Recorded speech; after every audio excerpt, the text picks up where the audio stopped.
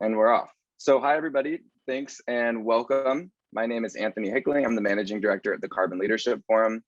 And today we have three 10-minute brilliant conversations prepared where 5 speakers are going to be joining us to discuss different takes on the opportunities related to building and material reuse and conservation.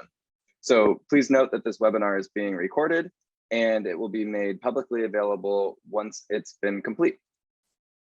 So before we get started, I'd just like to give a quick introduction to the Carbon Leadership Forum. So the CLF is a program based out of the University of Washington, working to radically reduce the carbon in buildings and infrastructure to enable a just and sustainable future. We're building for a better planet through 3 primary strategies, and those are improving data and methods, informing effective and just policy, and building a community for impact. So to build that community for impact, we connect a network of architects, engineers, contractors, material suppliers, building owners, policymakers, associations, and a lot of other stakeholders through various forums, including our online community platform, active focus groups, regional hubs, and the NGO Roundtable.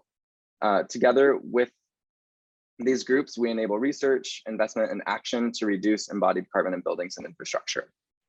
To date, the network has evolved into a vibrant and engaged global community of over 6,500 professionals from across the building sector, academia, nonprofit, and government groups representing 200 cities from 33 countries across the world. And that's probably even a little bit more today than it was last time we presented this. So this collective action model is dedicated to accelerating the transformation of the building sector to radically decarbonize buildings and building materials through collective action.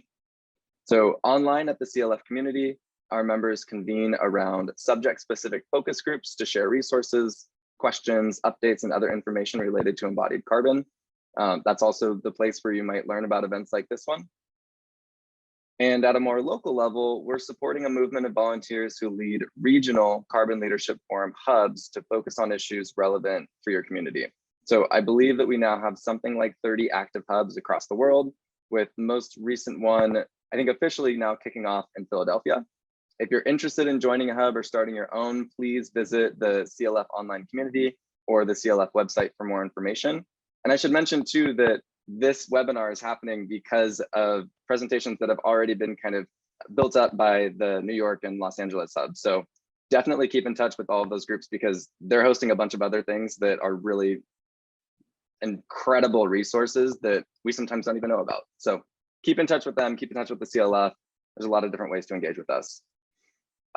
Before we move on to the logistics, I also just really want to thank the organizations that support the Carbon Leadership Forum. So your sponsorships enable a movement of thousands of leaders to reduce embodied carbon in buildings and infrastructure. So thank you. And now onto the disclaimer. Mention of trade names or commercial products does not constitute endorsement or recommendation for use. So please note that the opinions, ideas, products, or data presented by speakers in this session do not represent members of the Carbon Leadership Forum network or constitute endorsement by the network. Our goal is to introduce topics that could help participants link, think, and talk about building industry strategies for reducing embodied carbon emissions attributed to building materials. And here's the flow for today's webinar. So we have 3 10-minute presentations, and then we'll have about 15 or so minutes at the end to kind of answer any questions you all have and engage in a bit of discussion. So today we'll be hearing from a cohort of speakers who will cover different topics, like I said, related to conservation and reuse. First, we'll have Catherine Poplin, who's presenting on climate salvation through building salvage. Catherine brings 30 years of experience combining architectural design, preservation, and enclosure consulting to bear on issues of sustainable construction and embodied carbon. As senior building enclosure consultant with Stephen Winter Associates, she collaborates with SWA Passive House, LEED, residential, and commercial sustainability teams on every type and scale of building, both new and retrofit. Appointed in June to the position of co-chair of AIA New York Historic Buildings Committee, Catherine is working on an October event spotlighting the potentially central role of building preservation practice in reducing embodied carbon emissions. After Catherine, we're going to hear from Walter Kane, who's going to be discussing how we can rethink material reuse as an opportunity rather than an obligation. So Walter founded Waka Design in 2017 as a collaborative studio to develop designs using sustainable building materials. Waka is currently focused on residential projects in and near New York City. Material explorations include art composed from demolition, detritus, and other waste streams such as Demo during Open House New York 2018, and a solo art show, Reef, at the Rockland Center for Arts in 2020. And then after Walter, we're going to have a team of presenters from Thornton Tomasetti, which is Luke Lombardi, Emma Reef, and Aditya Bhagat, who are presenting on how to conserve carbon assets through resilient thinking. So these presenters make up a cross-discipline collaboration as structural engineer, sustainable design consultant, and resilience expert, respectively. Their collective experience covers high-rise performance-based seismic design to cover performance net zero buildings, high performance net zero buildings to high-risk flood adaptation strategies. They're part of Thornton Tomasetti's embodied carbon community of practice, working to research and implement best practices for decarbonizing built environment and designing for the future. So without further ado, I'm going to pass it off to Catherine, who will kick off the first presentation. I will stop sharing my screen.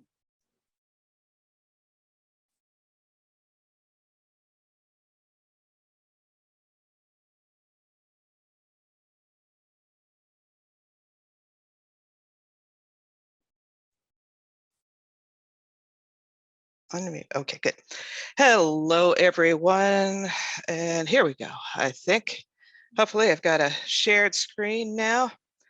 And welcome.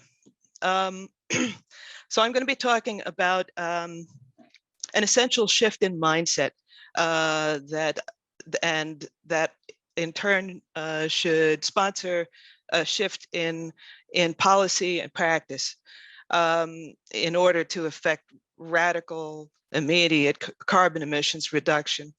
And that is to prioritize building preservation and reuse over new construction. And if I could switch my slides. Oh yeah, there we go. I knew it. So last time I spoke, the tallest voluntary building demolition ever was almost complete. It's now complete. A lot happens in 3 months. And so this is the former 1960 52-story tower that was actually one of the earliest Bauhaus skyscrapers that started it all. And it's been knocked down because the owner would like to build something twice as tall to house their company in the middle of New York City. And so it's affordable, it's been permitted, it's going forward. But can we really afford to do this as a matter of course? Are buildings disposable is the question. And in a sense, the fact that this is the tallest building ever demolished, voluntarily demolished, is just the tip of the iceberg. And I don't want to focus on that particular event so much as say that it's an indication, by being that extreme, it's an indication of what business as usual, of what normal is for us. We believe that buildings are as disposable as a paper cup or a plastic cup that we have in our hand, and that's how we act all the time. And you know, especially in the US, but throughout the more well-off countries, that's super true, but it just tends to be true now, period. The more industrialized each place gets, that's the mindset. But we can't really afford to do that anymore because, as we now know, 11% of of the world's embodied carbon, at least, belongs to buildings, buildings construction and reconstruction, and that means that it's a huge input every time a new building is built. And what's even more important is the time value, because as we all know, we're getting to what we think is a tipping point within 20 years, 30 years, or sooner. And we now have a diminishing window in which to radically change course in order to make a change. So the other thing I want to point out here is New York City is home to 24 of the world's intentionally demolished buildings. That is the world's tallest, I should have said, intentionally demolished buildings. The average lifespan of the 100 tallest demolished buildings is just 41 years. So this gets at a couple of things. We're doing this all the time. We're doing it at the largest scales, and we're doing it at every scale. And each scale has to be addressed, and probably would have to be addressed with different types of policies. And the other aspect of this is really looking at the whole concept of building lifetime, because 41 years is ridiculous. And even 60, 70 years, that is sort of the common trade of an LCA, is still ridiculous. We need to start thinking in much longer lifespans for these buildings, and there isn't any reason why we can't, or it's not. We have the technology, we have the ability, we have the knowledge. So existing buildings can only be demolished if they are unsound and irreparable, is my suggestion for a basic policy change to start off with. And I'm pointing out that we have alternatives in, for example, in recladding. That's one alternative. The other thing is that overall, we should be transitioning to a preservation mindset. Because, as I said, at how many scales, for how many buildings is this happening? I mean, it would be educational at this point to turn around and just say, how many buildings were demolished in my city in the past year, in the past 10 years? And what does that mean? What does that actually translate to in terms of how much carbon went into the air for this? So in order to transition to a preservation mindset, however, or once you've transitioned to a preservation mindset, that means transitioning to a preservation economy. Everything in our economy right now supports taking down new buildings and taking down buildings and building new buildings, and it does not support very easily preservation. Frankly, preservation is hobbled by poor coordination of databases and information, and so there's a whole bunch of things that could be done in this world of Google and internet, and to basically literally just catalog all the buildings, all their histories, get all of that information that's sitting at the bottom of the Department of Buildings in microfilm, and get it into a database that everyone can access, so that policy decisions can be made, practice decisions can be made based upon the real information about all of the buildings. There's no reason why we can't do that, except that we haven't had the sense of necessity and the incentive to do it. It's actually true that, as far as I know, we still don't know what the building that will replace the tallest building ever to be demolished here in Manhattan, what it will look like. But it is going to be about twice as tall as the previous one, and it's basically just more office space and amenities for for the owning company. So, new policy, building ground up should be the last option, not the first. And we should start requiring on a government level an upfront approved LCA, whole building LCA, before you are given a DOB application. We also need to develop benchmark carbon caps based on building type and function, so that to be approved, new buildings have to stay below the cap. And you want to demonstrate that no existing buildings could serve this same purpose. Wrong one. Sorry, going down. Okay, come on.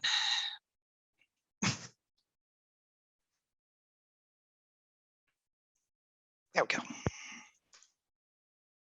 All right, go.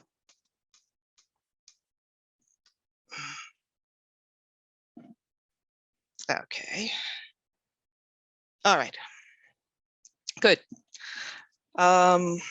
Move it. Okay.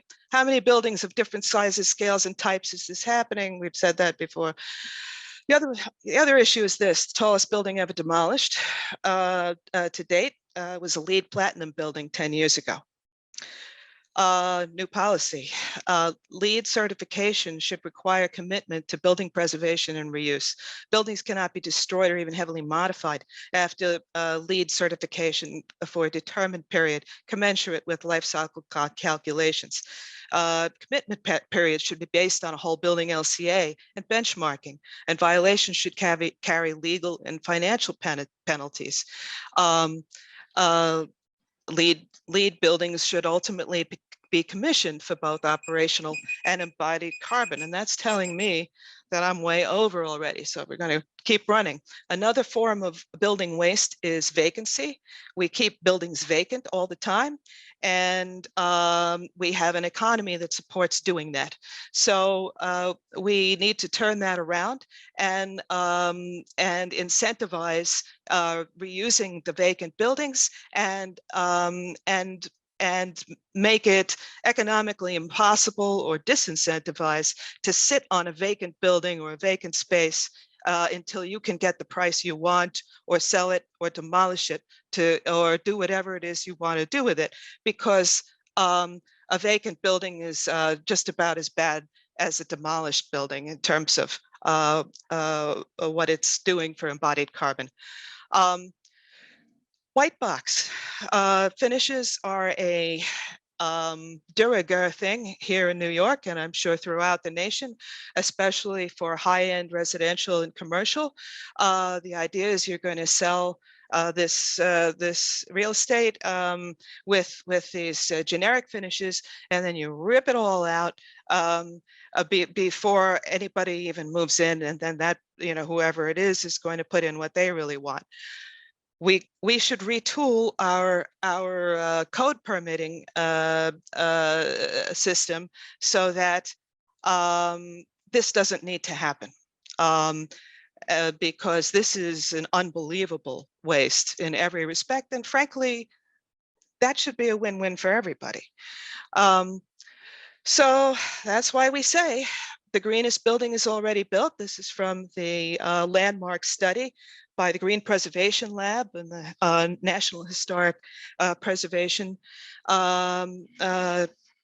Association. It takes between 10 and 80 years for a new building that is just 30% more efficient than an average performing existing building to overcome through efficient operations the negative climate change impacts related to the construction process. And that was 10 years ago, and we now have passive house retrofits whose operational efficiency can match that of the highest performance new buildings. So what's the equation now? So my put out to you is, let's coordinate, make task forces, put all our good ideas into action here at the Carbon Leadership Forum. And I want to start task forces to work on some of these policies, ideas, and actually start to push to make it happen. That's really why I'm here. Thank you, everybody. And hopefully I can figure out how to get out of here. I know I can do it. Oh, wait, there's the stop share screen. That is great.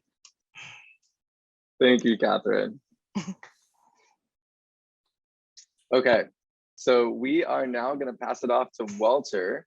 And Walter, I'm going to get my screen shared, and then you can kind of unmute yourself and take it away. Yeah, okay, great. Well, thank you for the opportunity to talk about reusing building materials. And Catherine, that was a perfect setup. Thank you. She was talking about really adaptive reuse. You can change the slide, Anthony, thanks. Of whole buildings, but even when you do adaptive reuse of a building, there's still materials that come out of it. So we're stuck in this crazy cycle of, extracting things from the earth, manufacturing them, building materials, and then when we're done with the building in 40 years, I think that's about the right cycle, Catherine, then we take it to a landfill. So we have this crazy cycle, and I'm very interested in interrupting that cycle at kind of the building material level. So if we can reuse building materials, it saves a lot of carbon too, because it avoids all the carbon involved in raw material extraction, making materials, and then disposal. So the next slide. Sorry, just making sure, Walter, you can see my screen, right? Because it's yes, my screen sharing is paused. Yeah. Okay, and everyone else Yeah. can see it. I'll let you send something to the chat if not. Okay, great. Thanks, Yeah. Walter. So if you could change the slide. Yeah, I'm not seeing the next slide, Anthony. Is that? Yeah, okay, let's see. Sorry.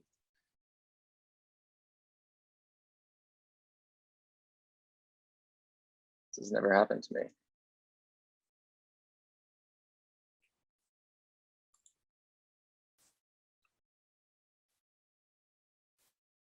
Okay, I'm going to riff while Anthony tries to fix that problem. So I'm going to show 3 different projects that we've been involved in that, here, thank you, that have very different aesthetics, but all of which have a significant amount of reusing construction materials in their design. So the first is a historic preservation project of a historic house in the lower Hudson Valley. The middle project is the renovation of a loft apartment in Midtown Manhattan. And the final example is a new construction family compound in southern Brazil. Okay, so next slide.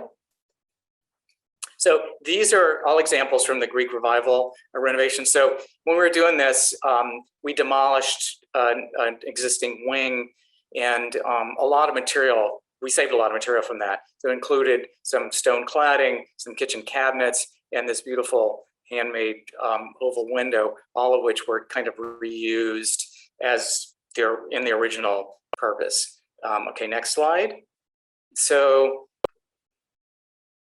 but we also purchased a lot of elements from stores.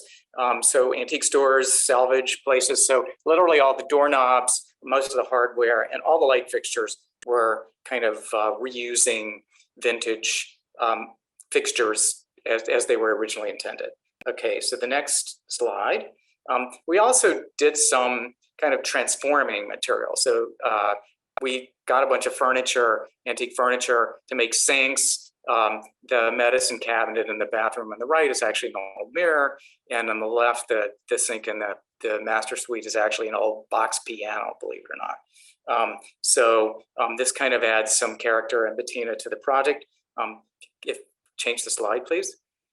So on this slide, we did that not only on the interior, but also in the landscape. So we reused steps that we purchased from a renovation project, these big marble steps in the background, but also some original landscaping steps in the front. But we also, there was an old sidewalk that we found, so that became the bluestone caps on this wall, and there was some ornament that came off of a balustrade from a stoop in a brownstone in Brooklyn. So we kind of, didn't use everything for its original purpose. So the next slide.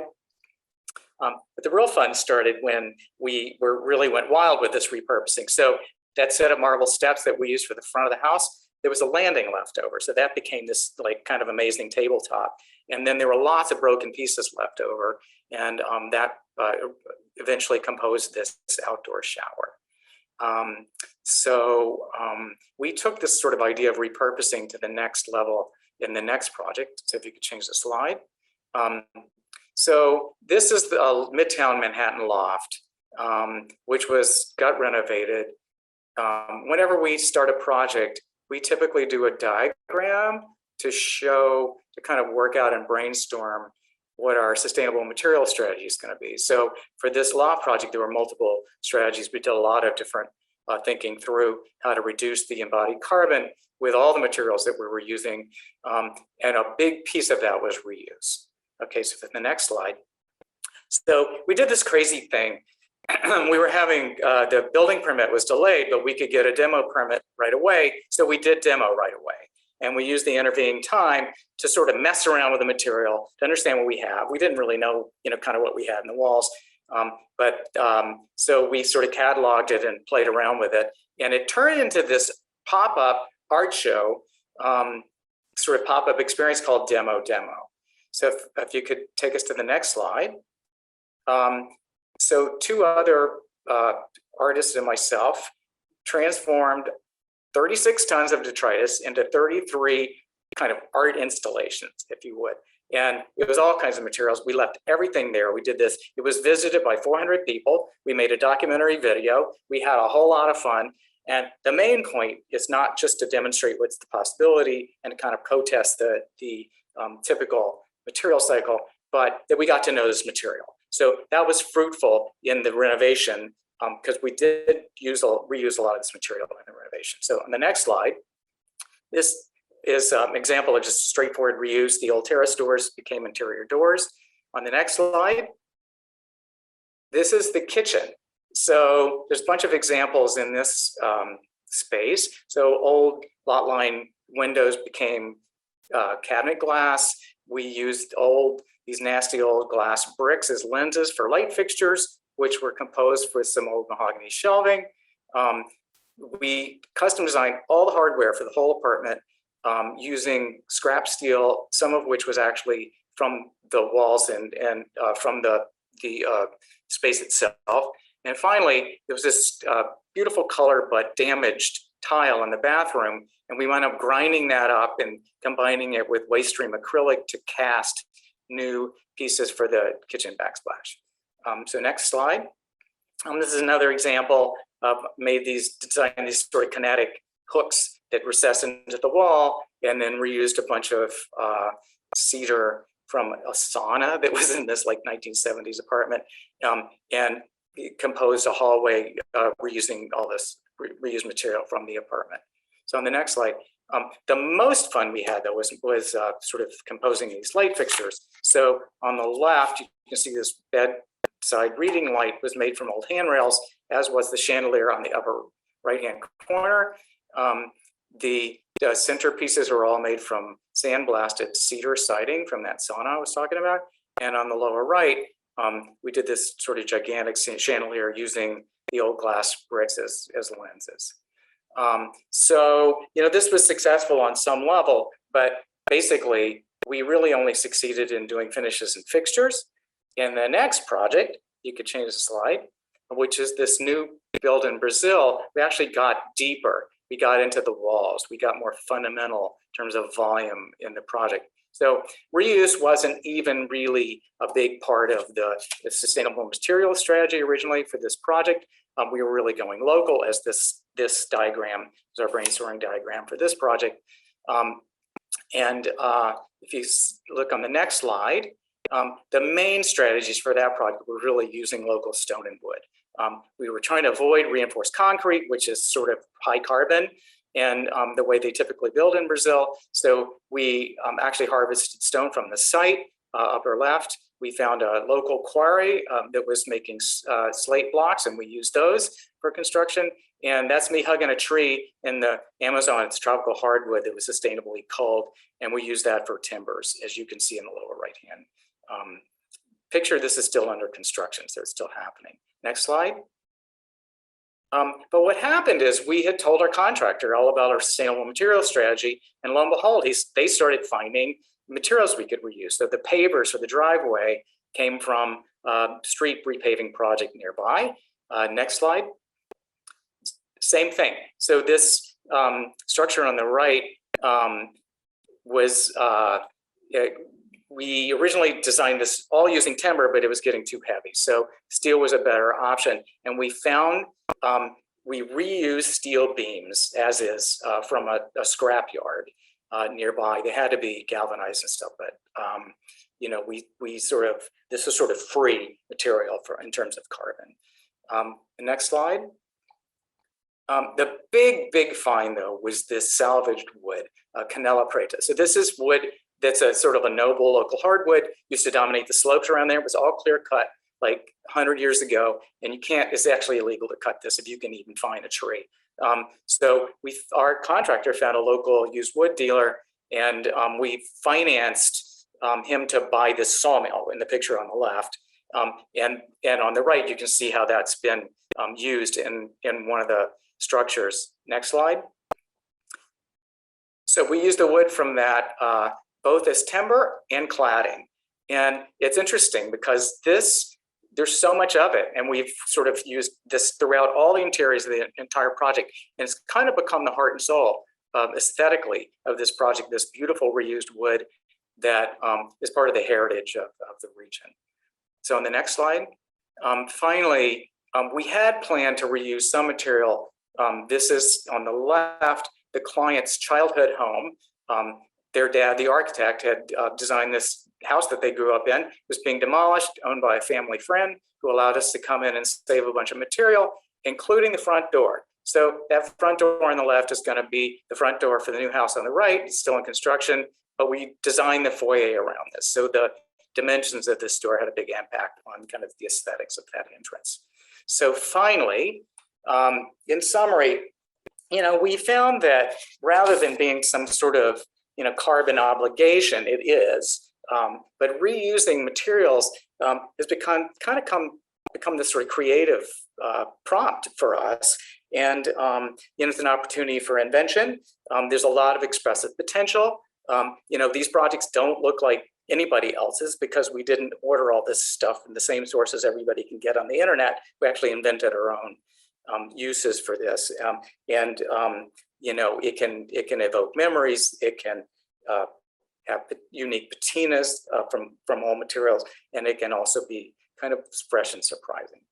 So that's kind of our approach. I think that we're hoping that this will kind of catch fire in the architecture community. That's my hope.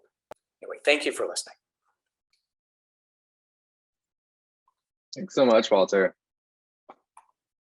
All right, so our next presentation is from the Thornton Tomasetti team. So I will let you all take it from there. And I see that we've got a question for Walter, so we'll try to get to that once we have finished with the third presentation. All right, Walter is so creative. Thank you for sharing. Really enjoyed it. Anthony, are we good to go? Looks like it, yeah. All right, thanks. Pleasure to be here, everyone. My name is Luke Lombardi. I'm joined by my colleagues Emma Reef and Adi Bagath. Today, we're going to be talking about resilience and the role it plays in embodied carbon. So everyone in this call will be familiar with embodied carbon and the important role it has to do with climate change and our climate targets over the next 10, 20, 30 years. As an overlooked and blind spot of the sustainability conversation until relatively recently. But what about a blind spot to the embodied carbon conversation, and that's earthquakes and other natural disasters? Adi, can you give us a little bit of a background on resilience? Sure thing. So I'm sure everyone would have heard of resilience, and it's currently a big buzzword, but there isn't much clarity on like what it means. At least the way we define it and the way we do our resilience like strategies and thinking is that what you need to be aware of is what are your current risks, but also you need to be aware of what your future risks are.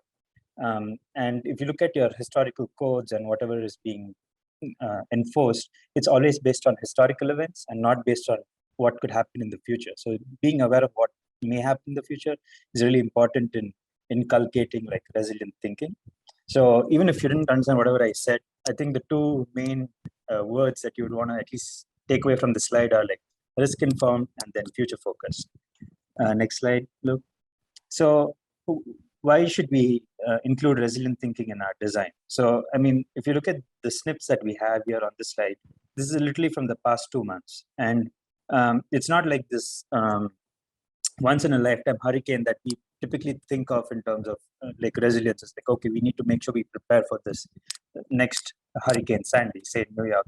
But these are events that happen to us on a day-to-day basis and affect our like normal day-to-day lives as well, like heat waves, like daily high tides, like flooding in our subways due to excessive precipitation.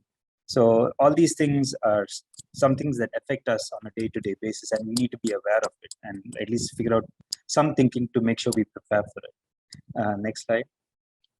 So the way we go about resilient design is first being informed of all the risks that are posed to our building or our structure or our site. And we look at that in terms of shocks and stresses. What that means is shocks is something like an acute event, something that happens quickly, like say a coastal storm or like a hurricane, whereas stresses is something that happens over a long period of time, but affects you the same way. Like it could be a case of sea level rise where the water levels were like say 3 feet from your waterfront property, but in 2 or 3 years time, it may be right at your doorstep. So you don't know it's happening, but it is happening. And the main aspect that I'd like to point out in this previous slide was that the codes focus on past events, but we also need to look at the future and what the events could look like in the future and be aware of that.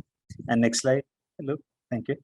So, I mean, in terms of resilience, we think about a lot of shocks and stresses, and as you can see, there's quite a bit out here. But at least as part of today's presentation, we'll be focusing mainly on earthquakes and flooding. And our in-house seismic guru, Luke, will tell us more about earthquakes. Yeah, so our flavor of doom and gloom that's preferred here in California is earthquakes. And engineers out here will be familiar with the idea of the big one, but it's easy to lose track of that. You know, this big earthquake is almost a certainty.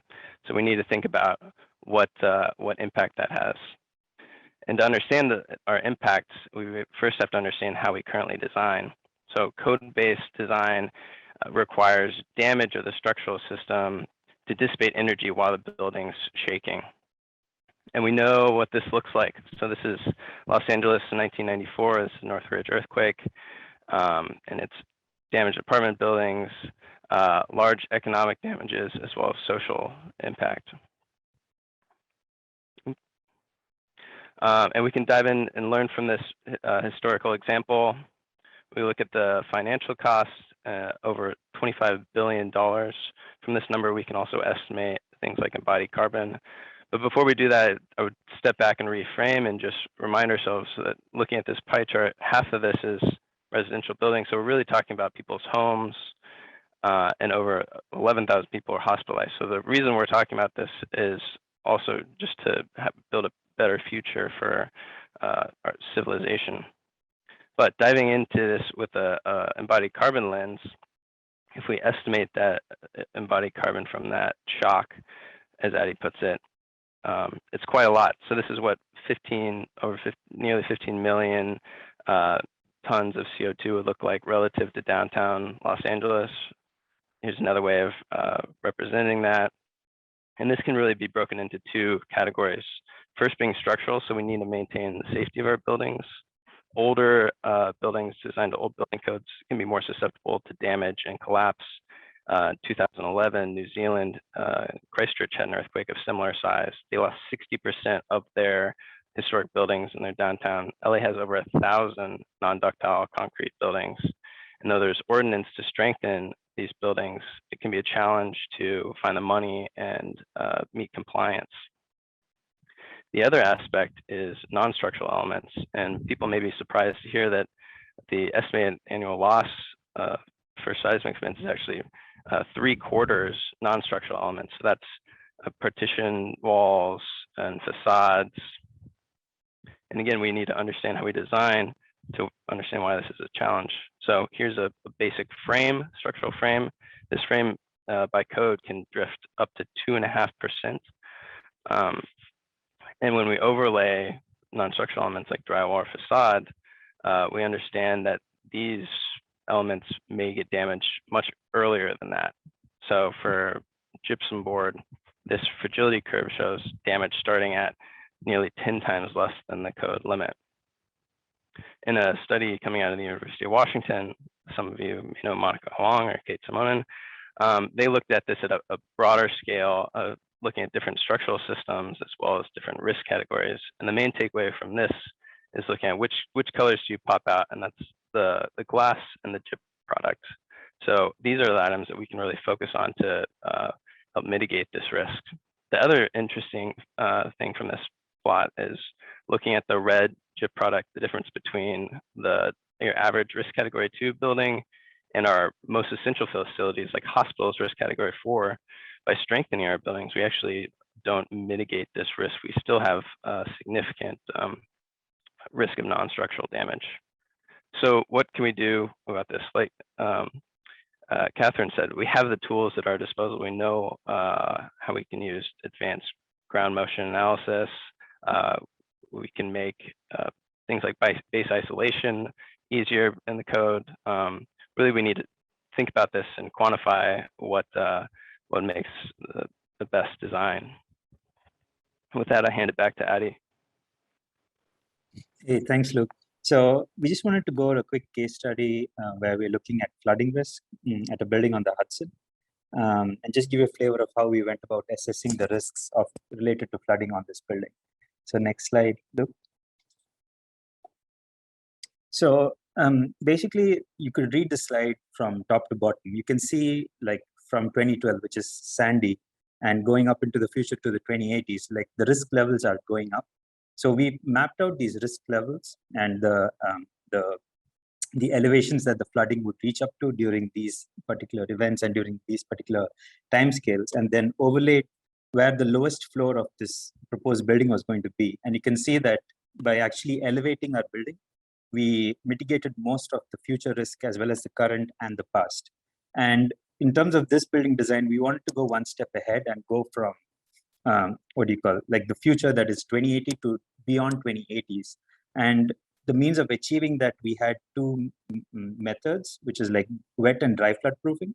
And the way we went about achieving that, Luke, if you could move to the next slide, was looking at two options. So wet flood proofing is basically a technique where you let the water in to the building and you make provide like damage resistant finishes, knowing that this area is going to be flooded. And by wet flood proofing, you are preventing structural damage because since you're letting the water in, the water pressures equalize on either side of the building. So that is one technique that we considered on this particular project. So it was flood vents to let the water in. We ended up with like a 5-inch slab and then damage resistant finishes. And the other option looked at was dry flood proofing, where we are basically creating like a bathtub and we want to keep the water out. So this is like head on trying to resist all these loads. We ended up with like a much thicker slab, which is like a 12-inch pressure slab, and then like these perimeter flood barriers and various other measures.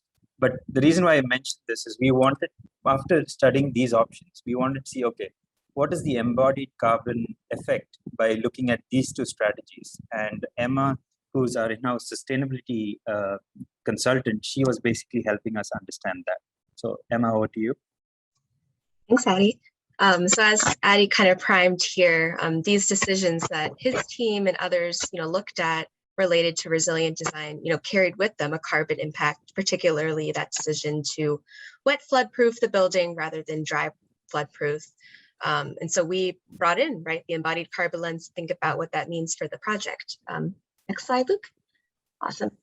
Using LCA, we mapped out the impact of these key design decisions. So, the biggest savings, not surprisingly, was due to the reduction in the thickness of the slab on grade, going from a full foot to 5 inches. In addition, we also, used flood-proof finishes, durable interior materials, and elevated the MEP equipment out of that 500-year flood zone and was able to save a little bit of carbon, within the building service life when that big flood occurs. So, wrapping up here, we wanted to end this short talk with what we see as, the key takeaway, and Luke kind of opened the discussion with this. This kind of discussion, this cross-collaboration thinking, we feel like has been largely a blind spot in our industry when we think about either embodied carbon or resilience. And I know I sometimes get caught up thinking about, the upfront carbon costs of the materials in the building, rather than thinking long-term about how the building will perform during its life. So really, only after talking with, folks like Luke and Addie who have future risks on their mind when as part of their work, this opportunity became readily apparent as like a huge embodied carbon consideration as well as a solution. So, a personal takeaway is how critical it is to bring this issue across all these different disciplines in order to identify the best solutions. It's more important than ever in the world that we live in, which, we're unfortunately forced to accept the change of climate, that we can't take these business as usual heavy carbon approaches to living safely in our cities. So I think that's all I got, but thanks everybody.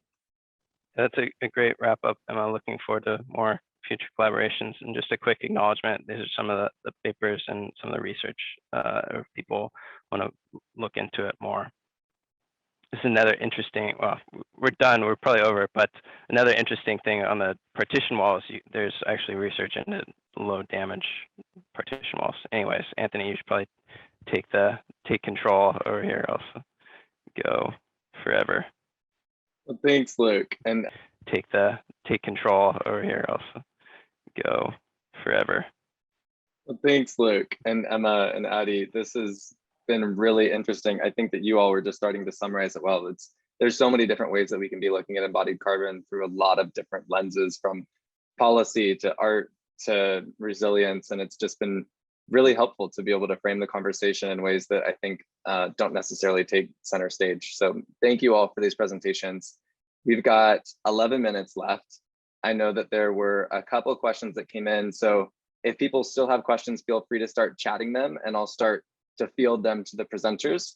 The first one that I have is from Craig, and it's for Walter. And he's wondering, did you estimate, and if so, how did you estimate the remaining useful life of the materials that you were reusing on some of those projects? Yeah, okay, so that's a great question. I don't think in any case that the life, because we reused a material, that the life is any shorter than it would have been if we'd had a new material. I can't actually think of a case of something that was already kind of deteriorated, if you will. Typically, things don't get discarded because they are no longer functioning. It's usually a matter of taste or whether the space is working and things like that. So, but what we did do is we did think about whether it would, if we try to make it easier to reuse this to the extent we can, reuse things in the future. So, for example, in Brazil, we're using bolts and pegs and things for the timber joinery. Those timbers can be reused. They're already 100 years old. They've already been used for 100 years. And so, and the stone blocks that we had cut to order in the quarry should be very easily reusable.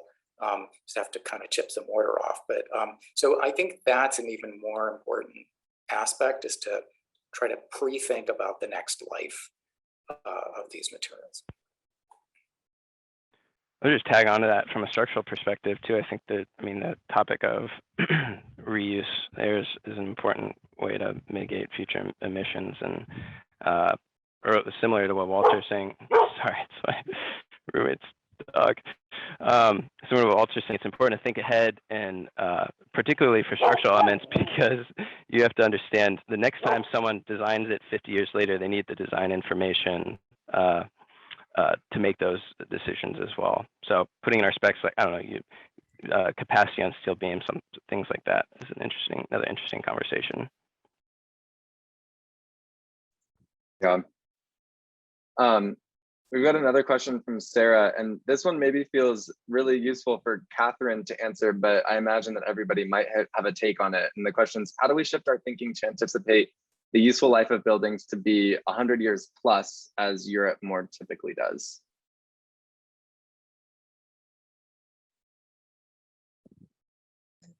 Hello, hello.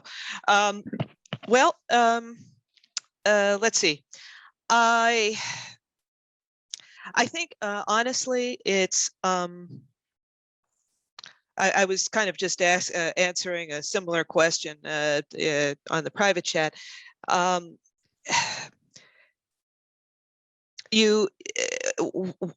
in a tough spot because in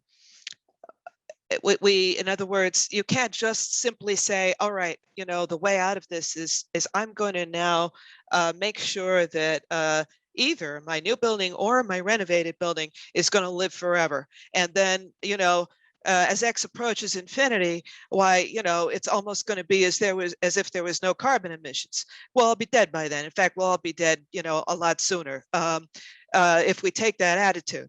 So to me, the real answer that I've been coming to is that we have to stop looking for quick fixes or simple fixes or okay, here's the separate part of this equation that I really understand, and so I'm just going to really make that work. You know, and in a sense, we've been doing that with operational carbon now for 30 years, right? We thought that was the whole answer, and we have been putting everything into getting our embodied carbon, you know, into net zero.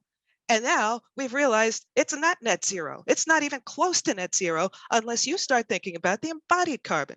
And even when you have the embodied carbon, it's still not net zero if, you know, after 30 years of the building being around, 50% of it is still embodied carbon, which is an average statistic. So now you know, that's why really the underlying drumbeat through all of this is data, data, data, data, case studies, case studies, case studies. The science has to catch up to where we have been now with operational, and enable us to make decisions that will actually lower the amount of carbon in the air. There is an amount of carbon in the air. You have to come back to that reality, and it's going up every year. I would just like to add on to kind of what Catherine was saying in terms of useful life. Instead of thinking about it as like a static number saying 50 years, 75 years, 100 years, the better way that at least we tend to think about it is, if you're aware of your future risks, then you can design your building right now to be adaptive. So say, for example, sea level rise. You may be looking at, say, 2 feet of water in front of your doorstep today, but you know that in the future it may go up to 4 feet, and we don't know how those projections are going to play out. So maybe you design your building to be able to add on another 2-foot wall on top of it, right? So then that way you can use what you already have as well as be prepared for like future risks. Yeah, like that. I think Catherine's also proposing a bunch of policy things. So to answer the question that's kind of on the chat right now, right? So, you know, especially the examples Catherine gave were in New York City. So developers hand off buildings to owners, right? And there's this sort of not this kind of long-term accountability.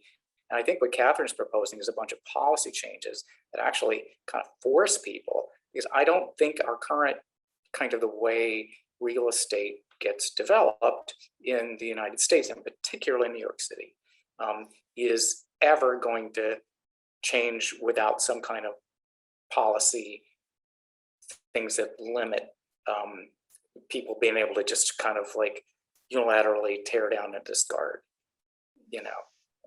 And the JP Morgan building, which she cited in that example, was not really outdated. It wasn't really compromised because of flooding, or you know, we have all those issues, but that was not the issue. The issue is that JP Morgan wanted a bigger building near Grand Central on that spot, and you know, they just wanted it, so they did it. Yep. To Just come add out it of to the that, chat for anybody.